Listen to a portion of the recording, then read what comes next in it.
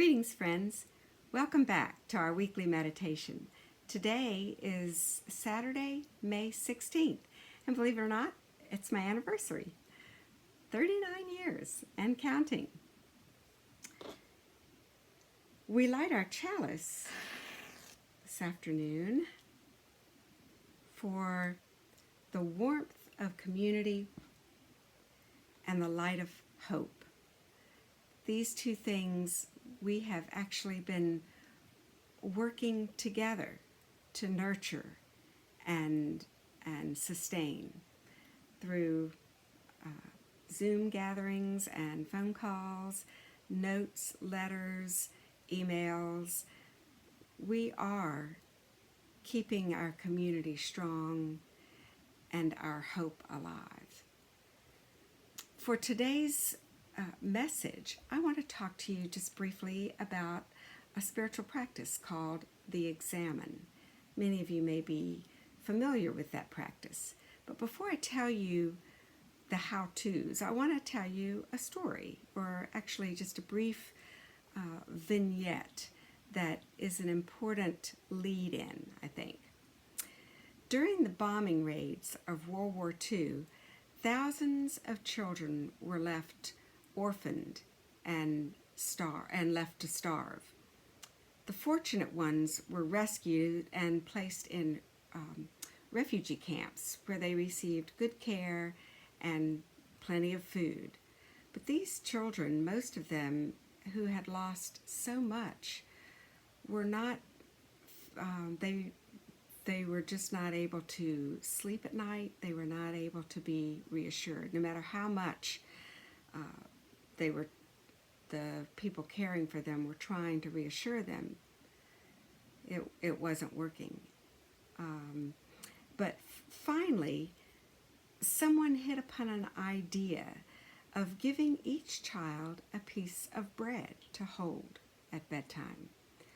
Holding their bread, these children could finally sleep in peace.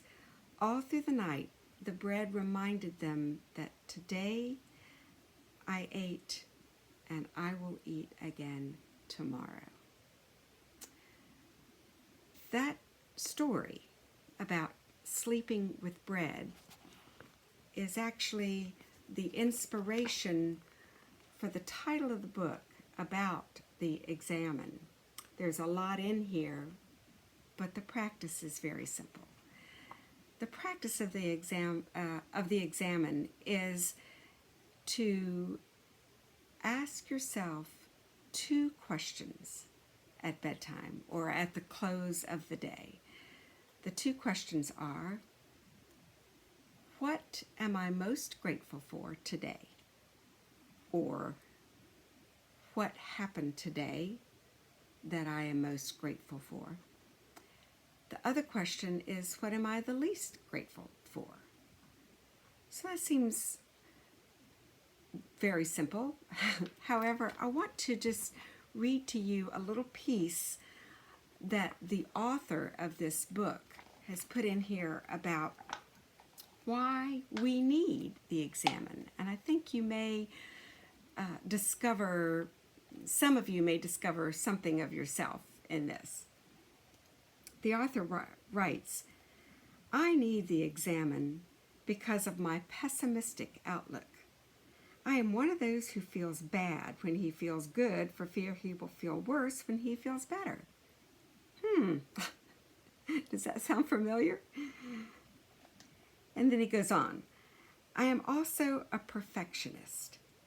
At a workshop that he leads, 10 people might compliment me, while only one person might tell me something that I could have improved upon. I forget the 10 compliments and remember only what could be improved. I need the Examen to help me notice not only what goes wrong, but especially what goes right.